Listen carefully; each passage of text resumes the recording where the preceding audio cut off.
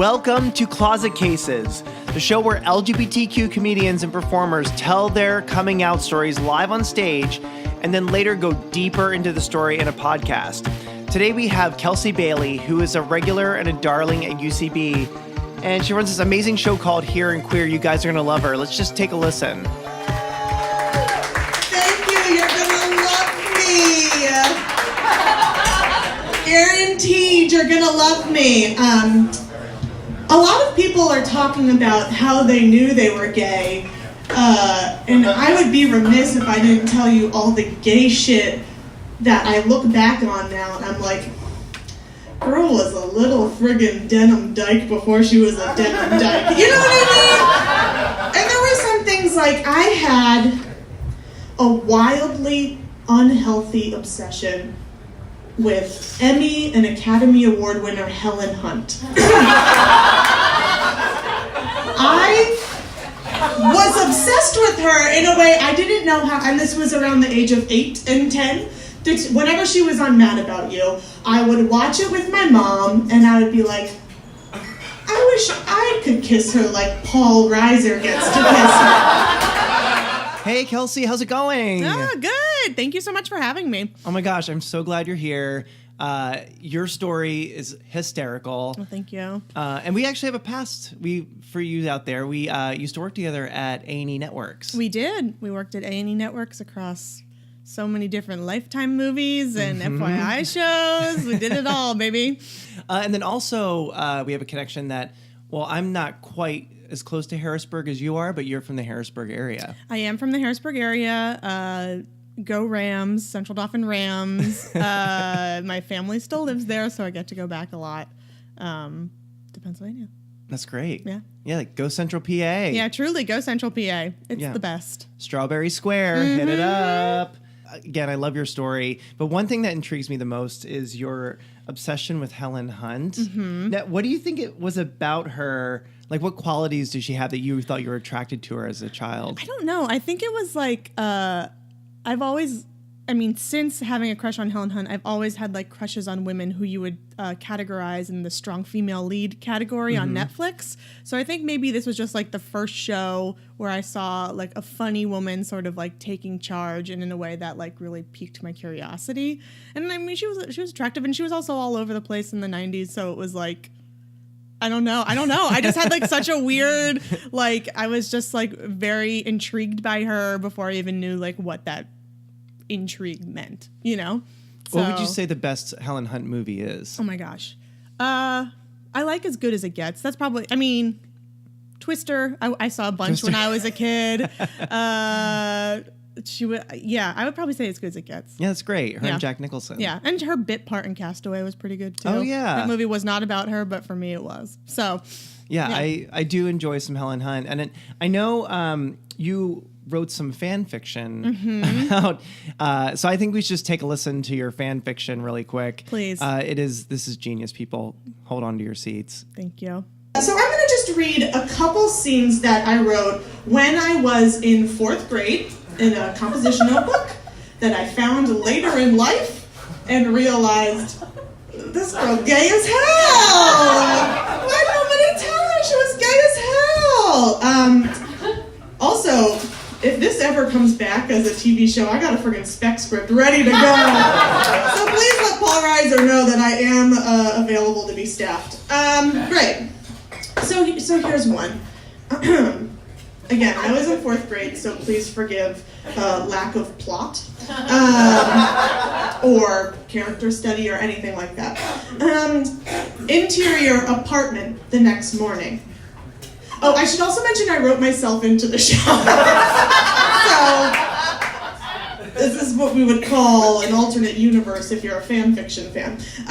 So Kelsey is on the computer, and Jamie and Paul are like running around. Jamie, bye. Paul, bye. Jamie and Paul kiss goodbye. It's like the kind of kiss where Paul grabs the side of Jamie's face for a while. And then he pulls her even tighter. That's the end of that scene. This is the next one. Again, please forgive me. This is interior apartment bathroom. Jamie steps out of the shower in a towel. That's all that I wrote for that one.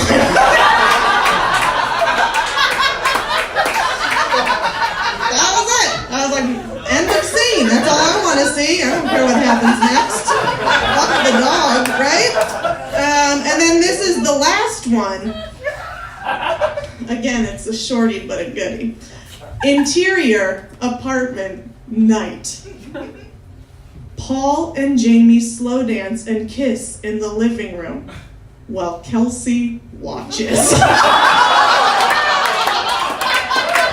of things we're working with there, you know. I don't want to get into the idea of why I wanted to be their child, you know, so we don't need to think about that. But the thing that we do need to think about is that I was exhibiting this gay behavior from a very young age. So there was a rumor that there was going to be a Mad About You reunion, or reboot rather. Yeah. But then I read in TV Guide that that's not actually going to happen. Yeah. That Paul Reiser said it's kind of stuck in the business, and as he sees it now, it's not going to happen. Yeah, I remember when that news was coming out, a lot of friends, because I've talked about my crush on Helen Hunt a lot on stage, so a lot of people know about how, like, my history with her. So when that news broke that there could have been a reboot or reunion or whatever it was going to be, a lot of people were flooding me with emails. And I think it was also during that whole like Sony scandal. Like one of the leaked emails that came out was from Paul Reiser, like talking to them about doing it. So it really, a lot of people reached out with concern to me and informing me. I think it would be cool to reboot it, but yeah. It was a really fun show. Yeah, I mean, I don't know if I understood all of it when I was watching because I was a young kid when it was on, but I enjoyed it. I thought it was funny. Did you write any other fan fiction outside of the Mad About You world? Yes. So I wrote The Mad About You. That was like the first one that I remember and was able to find. And then later I also wrote like Gilmore Girls fan fiction because then I had a crush on Lauren Graham. So it was all sort of just like anybody who I was like, I would like to see more of this person. I would just sort of like write a fan fiction. It was, it was sad. But good fodder for now. Were you aware that it was sort of sexualized or was it more innocent type of thing? Like my infatuation with her? I think I thought she just seemed like really cool.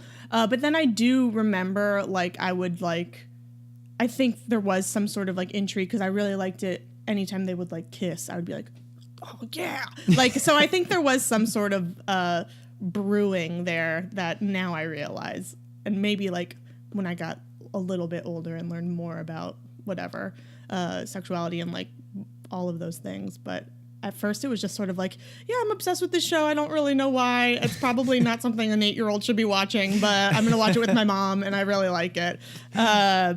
So, yeah, it was a lot more later in life discovery of like, oh, my God, that's the gayest thing I've ever heard a young child do. And what a weird person to have a crush on as an 8-year-old. Yeah, that's sort of an unexpected pick. Yeah. Do you think that now, are there signs of like, you have Helen Hunt crushes, or have you dated people who are Helen Hunt like? I guess so. I've dated a lot of frail white women, if that's the question. Yeah, and I think just sort of like maybe I have a type, but I think that I've dated only comedians, so maybe there's something with like comedy. Like I like funny people, and like I've dated a lot of people who you could like categorize as like playing a good like straight man or like yeah. So I think maybe it comes down to like the comedy aspect. That's like sort of led me to have like a particular type like that, but no one that I would say looks like Helen Hunt. I don't know. Maybe my girlfriend looks like Helen Hunt. I'm not sure. I'll have to do a side-by-side comparison. They're both blonde, so maybe that has something. I don't know. Oh, wow. I didn't realize that you only dated comedians. Yes, I've only dated comedians. And I've gone on like Tinder dates with non-comedians, but comedy takes up so much of my life. It's like, these are the people that I'm meeting and they're comedians. So just date wherever. I'm shitting where I eat, essentially, which is not what you should be doing. But yeah, I've pretty much only dated comedians. Well, cheers to comedy. Oh my God. Thank you, comedy. We do have snacks and drinks right now. Snacks and drinks, Pennsylvania snacks. The first person that I ever told that, hey, you ever like think about girls different? Was my best friend Jess Suda when I was in 8th grade, 14 years old. It was that time in your life when you were able to sustain a phone conversation for literally hours. Like, now I don't even want to just like confirm a dinner reservation. That's too hard. But for some reason, we would be on the phone for hours, not even talking. We would be like reading books and then just be like, "You still there?" "Yeah, still here." Just to check in with each other. And it's what I imagine that people who like, I don't know, have long distance relationships do or something. But we've gotten probably around hour 4 of our conversation, right into the nighttime when we were both about to go to bed, and I would lay down and I would put my phone on the pillow next to my head so I didn't have to hold it because that hurts your hand after a while. And I was talking to her, and again, she was my best friend, and I said to her, I was like, do you ever just like, I don't know, just think that maybe the type of relationship you want would maybe be with a girl? And she said, no. And I said, oh, okay, that's cool. That's cool. She's like, why, do you? And I was like, I don't know, but it's something I think about. And we were both on the field hockey team, which should be another little flag. I can only guess the beautiful lesbian couple sitting at the bar played field hockey or soccer. Am I right? Yes. Basketball. Oh my God.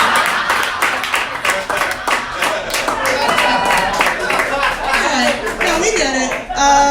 Sports in general. And we both played field hockey together. And I knew I would be seeing her the next day at practice. And she said, well, if you want to think about it, you can talk to me about it tomorrow. And I said, I wouldn't want to talk to you about it in front of people. And she goes, okay, well, how about you think about it? And tomorrow, you can just tell me if you like flowers or not. This was before we even knew who George O'Keeffe was, right? So I feel like insane that we were like, yeah, flowers. But yeah, flowers. And I was like, okay, yeah, I'll think about it. And obviously, I didn't think about it because I wanted to suppress that as far into my head as I could. And the next day, I show up to field hockey practice. I say hello to the coach that I was obsessed with and sit with on away games. I'd be like, oh yeah, the bus is too crowded. You mind if I just sit with you? And she was like, oh my God, this little dyke. And I saw Jess, who is still one of my best friends to this very day. And she said, she's not here. You don't have to applaud for her. Applaud for me. Thank you. She doesn't need it. She owns a house. She's fine. I don't have a sink in my bathroom. Applaud for me. Thank you. So I saw Jess, and she goes, and she's with a group. We're with a group of people, sort of like my very best friends in high school. We all played field hockey. So then we were all sitting together, and she goes, oh, Kelsey, did you think about like if you like flowers or not? And I obviously was very scared, so I just said, oh yeah, I thought about it. I don't think I like flowers. Which to the other people in my group of friends is a crazy thing to say. I don't like flowers. Like they must have thought that we were crazy or that I don't like beauty, which I do. So that was when I was 14 years old. Isn't it hilarious how lesbians find sports and gays find musical theater in high school? Honestly. But I mean, it's very funny. I played in a lesbian basketball league here, and like there's just, lesbians just gravitate towards sports maybe because it's where you can be around only other women whereas like in musicals there's also like male identifying people, but like a female sport is like something where you're just surrounded by women, strong women who like, I don't know. But I played all the sports. Oh, you did? So you field hockey, basketball? Field hockey, basketball. I threw the shot put in track, which also should be a signifier that I was just like, I'm going to throw this. I did soccer when I was younger. Yeah, I just played like all the sports. So your friend who was also in field hockey with you, were you two kind of popular in school, or were you kind of like in the B group? I I think we were like fine. I think that I went to like a really small high school, so there was like not really like a popular. There was like the partier crowd, and we weren't like partiers. Like my friends and I were all like funny and like kind of like we did theater also. Like we did the musicals, and we just had like we didn't fall into the let's go to like a kegger and like make out with people. We would like go to parties and put on like the Rugrats soundtrack and make everybody mad. So it was kind of like I found my little group of people who I could just like throw jokes around with and just like have fun and like not care about whether also I didn't care if boys were talking to me or not. I had like no interest in dating boys. So that just wasn't our priority. It was more so just about like having fun with each other, which I think I appreciate a lot now because I've never had to have like any of those like toxic friend groups where you're like, I can't be friends with this person anymore. They're too much drama. Right. My friends and I were like, who has drama? Like these people are insane. So it's just, I'm very grateful for them. That's awesome. Yeah. When you told your friend that you didn't like flowers, was it out of fear of discovering in yourself, or was it your fear of your friends discovering more about you? I think it was just fear of having to like do introspection on myself, or like having to like deal with whatever that is. Yeah. So I think it was just a way of me like putting it off and like not having to pay attention to it. I think like one of my biggest fears and why I didn't come out for so long, because I was so afraid that people would be like, how do you know? And I couldn't give like, well, I made out with someone and I liked it. Like I didn't make out with a girl until I was in my 20s. So I felt like I had to have like tangible proof for them to not like doubt it, which is so insane. Like you just, if you know, you know. It doesn't matter if you've like made out with someone of the same sex or gender. It's just like you just know. Right. But I was so afraid of them like being like, prove it or something like that. So I think that's also a part of a reason why I like put it off for so long. That's such an interesting, I haven't heard that take before, that it's like you need proof in the pudding to come out of the closet to your friends. Truly. That's like, I mean, that was all probably just psychological stuff, obviously, but I just felt like, well, I haven't had these experiences, so I can't come out yet, which is why also I waited so long to like come out to more of my friends or even to like my family until I had gone on a date with someone that I liked and was like, okay, now I have proof. Look, I went on this date and I made out with this whatever female golf coach or whatever it was. So yeah, I don't know why, but I felt like I needed proof, which is maybe I need to prove to myself also. Right. Do you have boyfriends in high school and college? I had boys who were interested in me and boys who like I went on dates with, but I remember like the first boy I ever kissed like sent me into such like a tailspin. Like I really like freaked out afterwards because I was like, I don't like that at all. And like I would put off kissing people. Like we would go on like 10 dates and I like would just never want to kiss them. So it was just like, I mean, I knew I didn't want it. So it was just, yeah. I had like a boy that I like hung out with a little bit in college, but I never had like a real boyfriend. In like elementary school I did, and like middle school, which is like a nothing boyfriend. It's just like someone who asks you out and then you don't talk for like 3 months because you're both so nervous. But never like in my 20s or anything. I didn't, or even in high school I didn't have a boyfriend.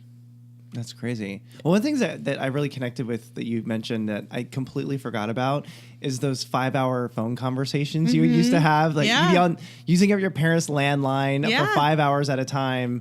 Is that my friend Tiff Kaler and I used to do that all night. And we just like, well, what should we talk about now? Or what do we don't talk about? And I love that you said you're reading a book together. Yeah, it was just, we would just like have silence. Like there would be like things where like, I remember my friend Melissa like being like, all right, well, I'm going to do my chores. And I could just like hear her like vacuuming. And it's just like, you just wanted someone else there. Cause it was before text messaging where you could have like that instant gratification of someone corresponding with you. And even before like I was on like instant messenger or whatever, IMing people until all hours of the night. And that, cause that was also like had to be on the internet, and then my parents would know that I was on the internet for so long because we only had one line.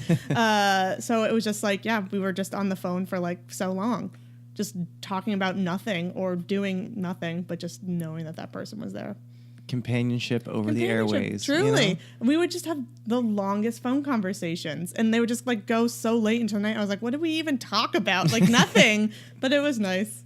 And now I never want to talk to anyone on the phone except my mom. The same. That's like the only person I'll call. True. Everyone else I'm like so awkward with. I'm just like, okay. If I'm going to talk to someone, I feel like FaceTime is the only way Yeah. that I want to do it. Because I feel like there's more of a connection, more Yeah. because you can see their eyes, their emotion.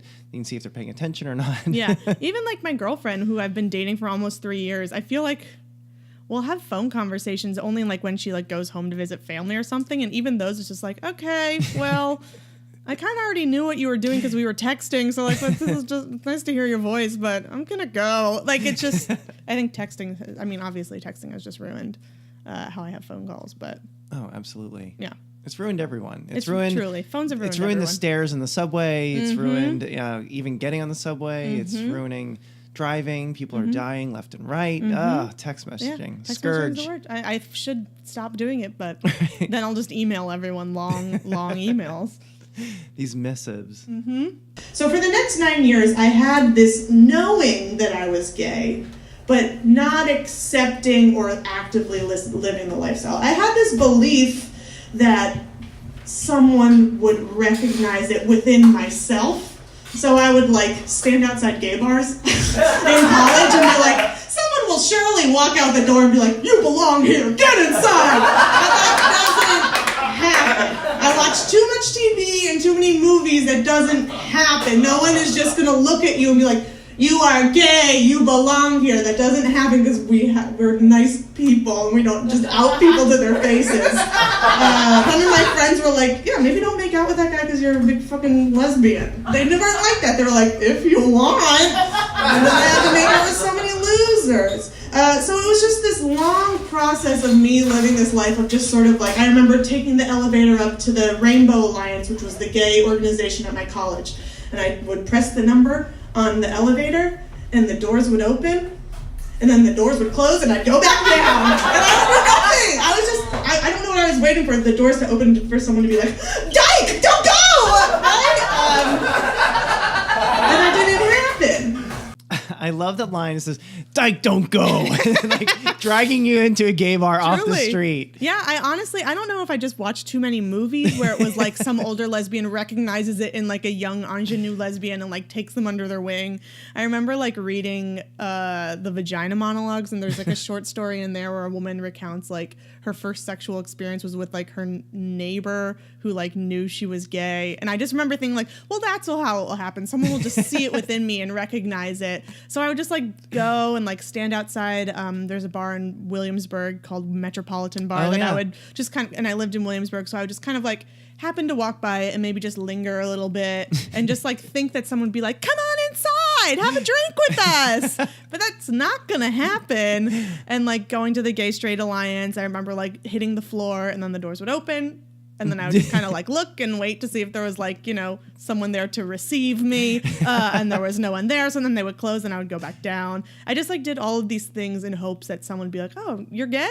But I would wear like Tegan and Sarah t-shirts. You're giving them all the signals, but no one was picking them up. But no one was picking them up because that's like a respectful thing to not just like be like, oh, you're gay, right? Like, I don't know. It just, I mean, you don't like out someone like that. But I was just like desperately, I thought other people could handle my problems for me rather than me just like doing it myself, which is ultimately what I had to do. Is just come out.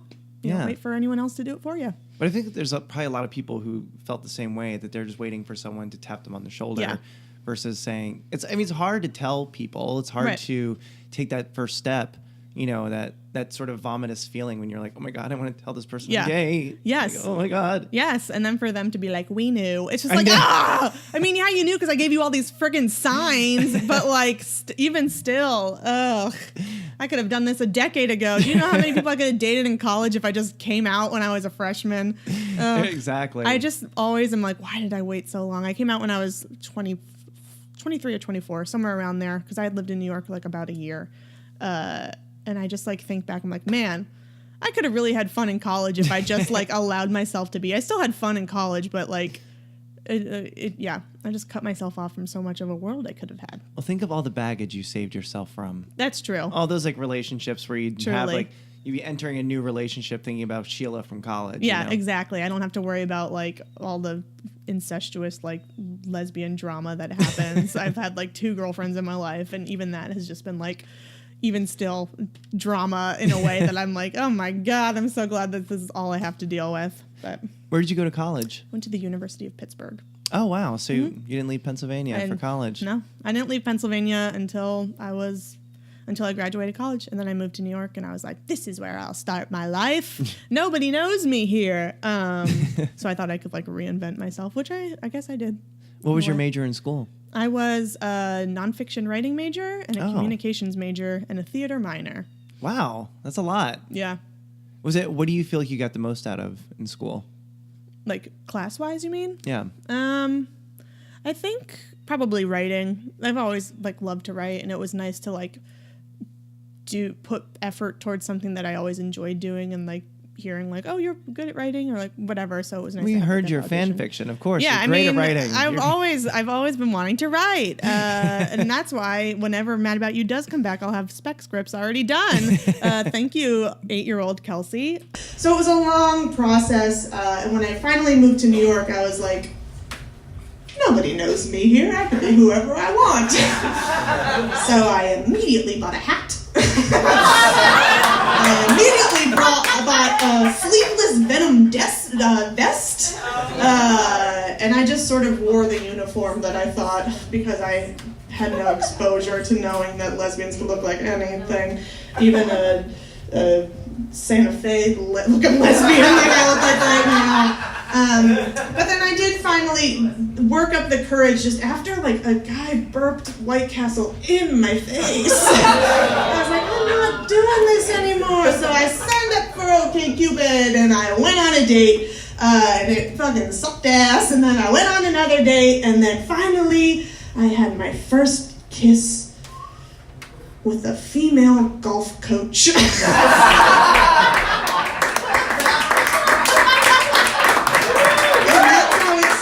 To be, and I didn't date her. We made out on a street corner like any good little lesbian should. So you made out with a golf coach, and that was your absolute first kiss? That was my first kiss. That was my first like proper kiss with a woman. There was one girl who I tried to kiss in college, but it was such a non-kiss. It was as if I just accidentally fell into her lips for a half a second and then ran away. But this is like my first like, we're intentionally kissing each other because we like each other type kiss, right? And it happened on a street corner in Fort Greene, Brooklyn. Oh, wow. After we went to a trivia night. What was the trivia? It was just like random bar trivia. It wasn't like themed or anything, but we like went there, and I think it was like maybe our second date. And then I never heard from her again. But honestly, she did what she needed to, which was help me see the light. And it was just so crazy.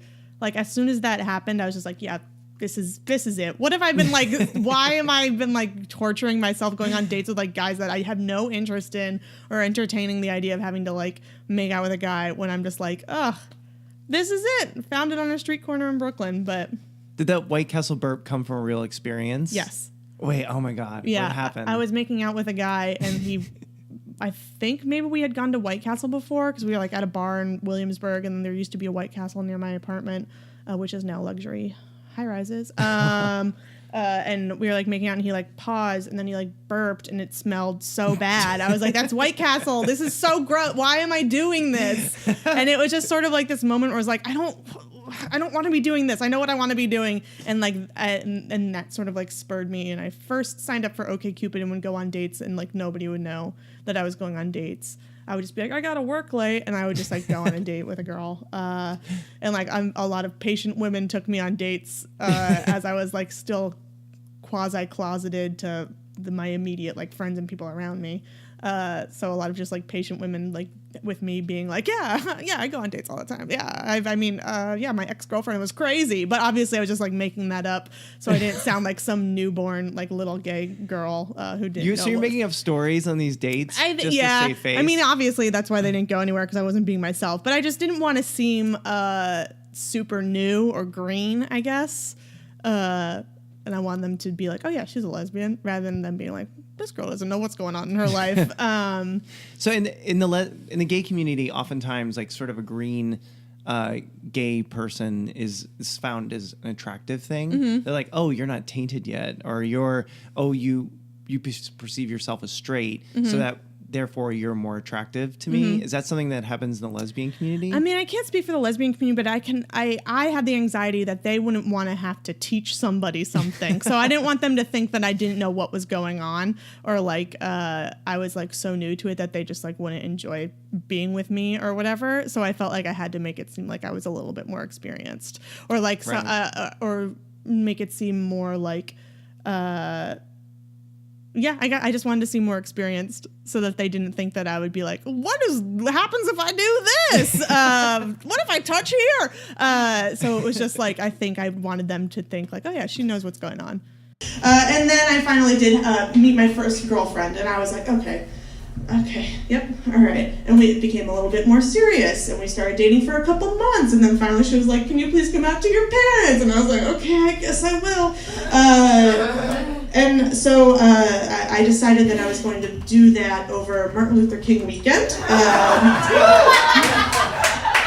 Just sort of taking that spotlight and turning it on me.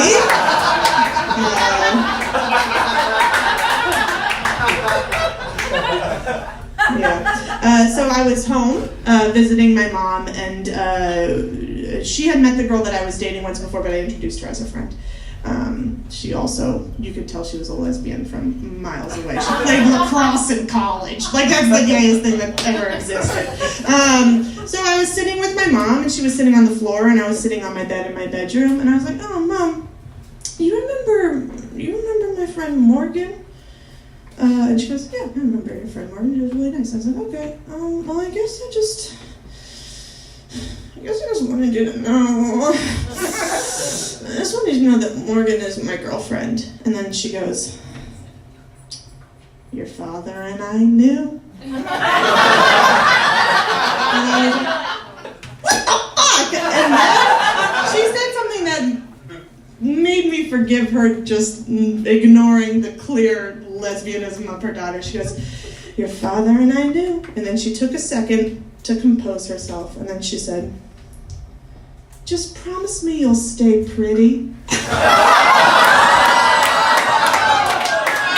problematic, right? That was her expressing that she didn't want me to, become some butch lead singer of Indigo Girls or something like that. And she's gotten better. She's since learned that you can't sort of put those types of stereotypes towards different types of people. And so we had that moment, and then I was overcome with emotion, so obviously I had to leave the room immediately after she said, just promise me you'll stay pretty. And I went into the bathroom to just like brush my teeth, and I heard her sitting in my bedroom talking to herself, because she should have been a performer. And she goes, well, my daughter's a lesbian.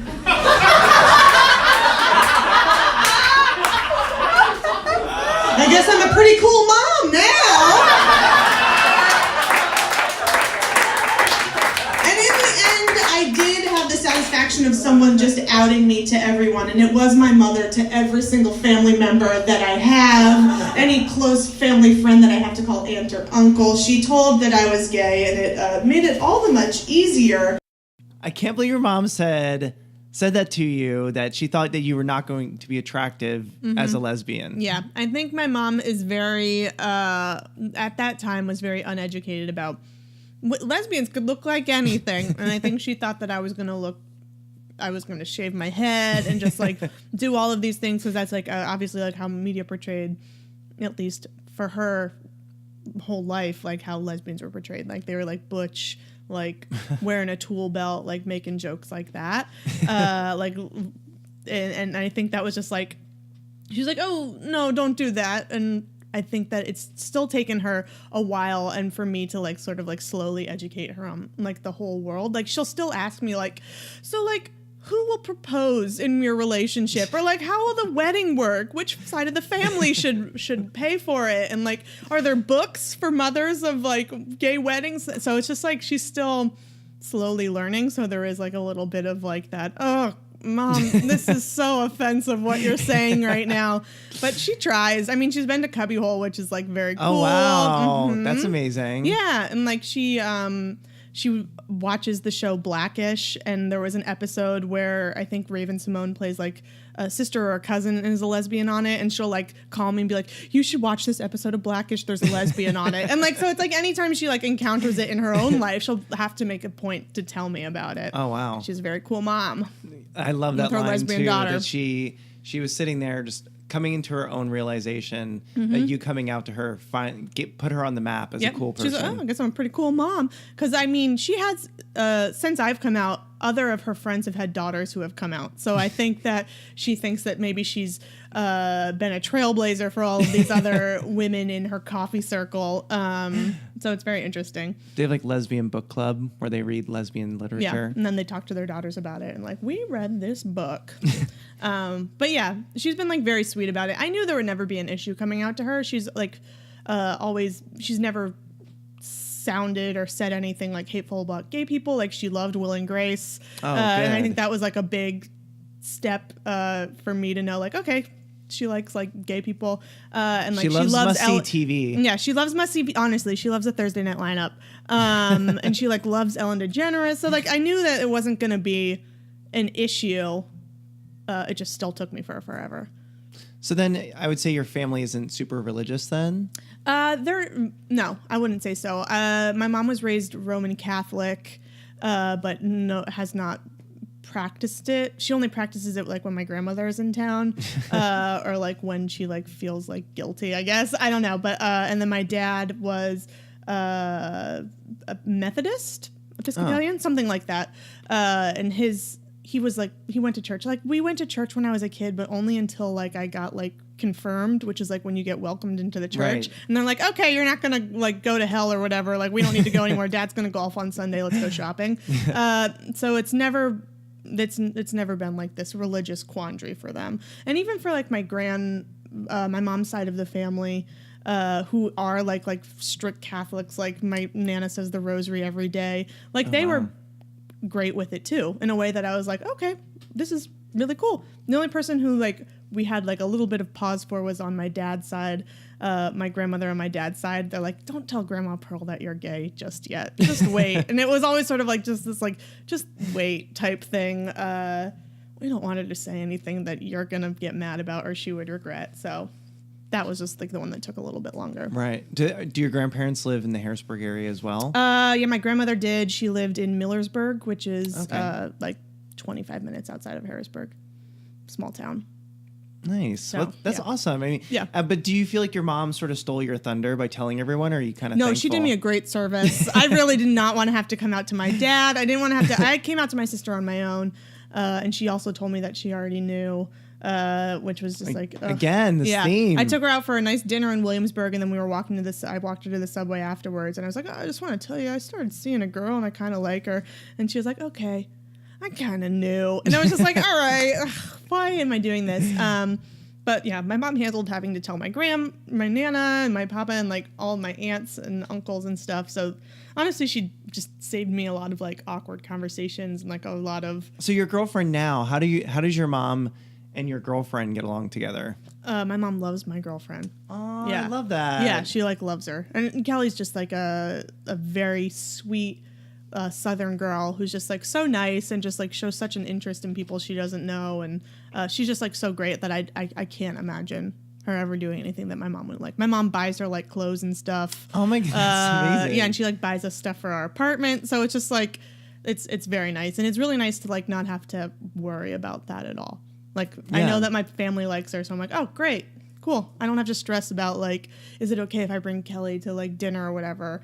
Will you guys be mad? And they're just like, we always assume that she's going to come. So it's very nice. Yeah. The Baileys, so nice. The Baileys really welcomed her into it, and it's just so nice to see that she's like on a group text with all of my family. I'm sure it's overwhelming to her and like, can you please take me off this group text? I don't need to know all of these things that your dad is sending us. So it's just, it's very nice. It felt seamless for her to sort of like come into my family. Now, because since your parents are a little bit more on the liberal side, is there pressure about you guys getting married, or are they just sort of not broaching that subject with you? No, my mom talks about it anytime I'm alone with her and Kelly's not around. We went to visit my mom Kelly and myself, and my mom made us stand outside a jewelry store and look at engagement rings. Like, that one's nice. She very desperately wants me to get married. She wants to plan a wedding. Like, her and my sister like grilled me about ever having kids and what that process would be like, and I'm like, I could never afford it. Get that idea out of your head. There's literally no way it will probably ever happen. I'm so poor. I don't have a sink in my kitchen or in my bathroom. It's just like, I can't imagine. They just have so many questions, and I think they just want all those things for me. So I feel just as much pressure to get married now as if I was straight and she wanted me to marry a man. It's like, anytime Kelly's not around, she'll be like, so were you thinking about proposing or what? Oh, wow. I went on vacation to Paris with Kelly over the summer. And my mom was like, all right, so are we going to come back with an engagement ring? Or do you have any plans for anything? This seems like the perfect time. It's like a European vacation. I'm like, no, we're just going on vacation. Please stop. So much pressure. So much pressure. Wow. So much. Did you feel like a lot of pressure to get married? Like, No, absolutely. I mean, so my parents were married and they got divorced and they got remarried back to each other again. And my older brother's not married. My twin brother was married and divorced. My sister was never married. But I do have to say about my dad, what I love about him is that when I came out to him, I made a joke and said, hey, if I get married, will you walk me down the aisle? And he's like, you're pushing it, kid. Yeah. And then when he met Chip, he's like, well, if you marry Chip, I'll walk you down the aisle. Oh, that's nice. It's very It just sweet. takes the right, I mean, I truly think that my parents wouldn't have cared if I married a man or a woman. They just want me to marry like a good man or woman, right? So I think like all of that gets thrown out the window if you like find the right person. No, I agree. Yeah. Is your sister married? She is.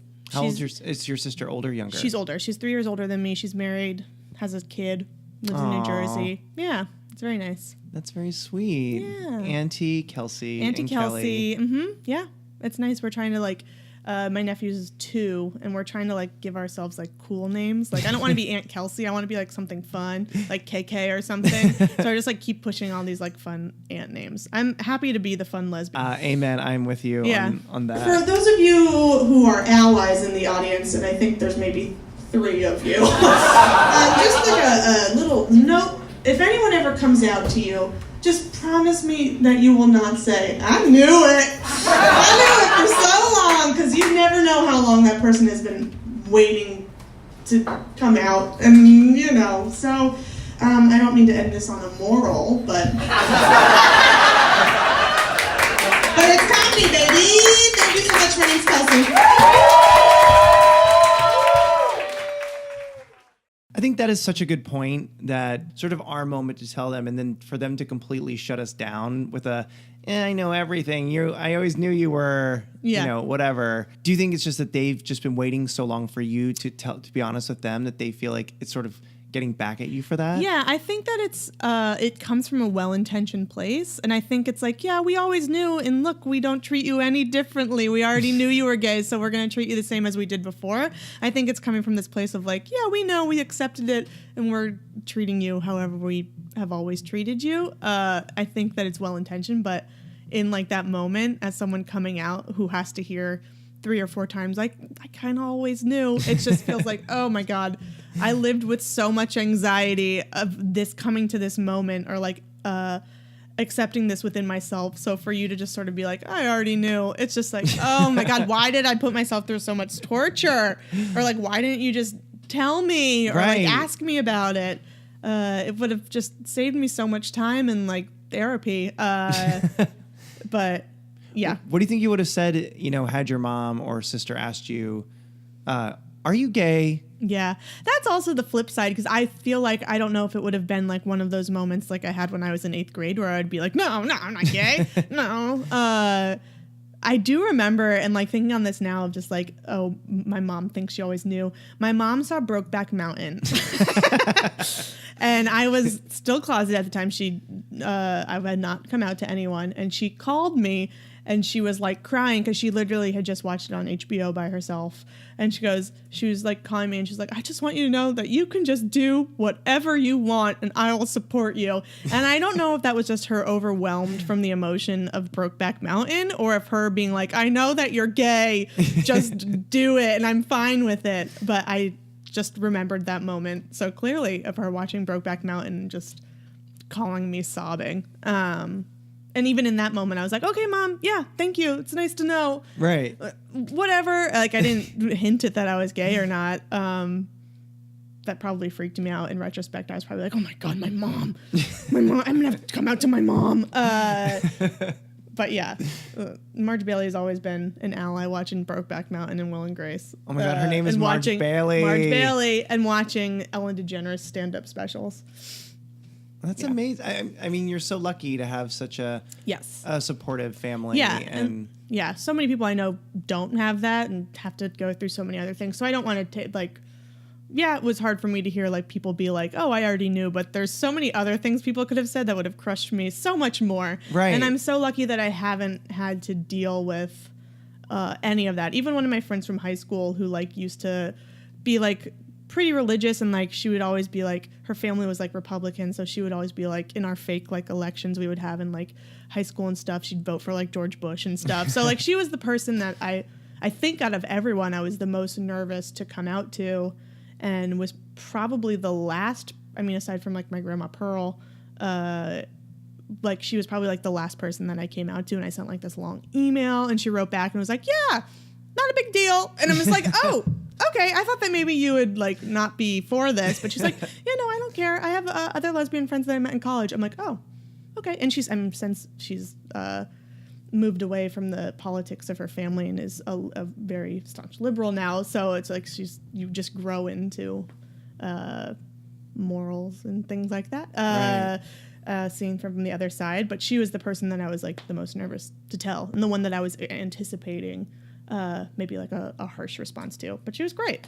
That's awesome. Yeah. Isn't it so funny? I think college changes people so much. Yeah, I think you got to get out of, in Harrisburg where we were, it's like, it can be like very, as you know, it can be like very liberal, like, or it can be like very country. Right. And like, I'm from the country. Yeah. So it's like, once you sort of like experience something new and like, I think someone on your show said university is diversity or something. So you meet more people than just like your small little insular group of high school friends, and you gain more experiences and you're on your own. So you're open to more things and like putting yourself in new places. So I think that it just like, you just learn so much. Right. Yeah. It just expands your horizon. Totally. Your horizon. Your horizon. Yeah. So thankfully it did for her, so that I had an easy coming out to her too.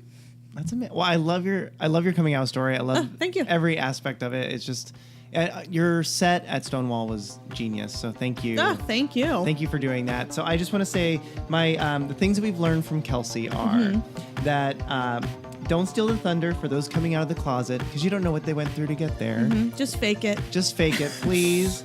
The next one is, Kelsey, you indeed like flowers and like them a lot. Love them. Georgia O'Keeffe, love them. I know. I love the Georgia O'Keeffe reference. Yeah. And also that if Helen Hunt and Paul Reiser, if you guys are listening, you've got a perfect head writer sitting right here who could write the new Mad About You if you guys need it. 100%. So Kelsey Bailey, thank you so much for doing Closet Cases. Thank you. You've been amazing. And we have a new show on October 14th. It's on a Sunday at 7 p.m. at the legendary Stonewall. So guys, please come out and check us out. And remember, when you were young and growing up, that coming out was dramatic then, but isn't it hilarious now? Thanks again. Thank you, Kelsey. Thank you. Bye. Bye.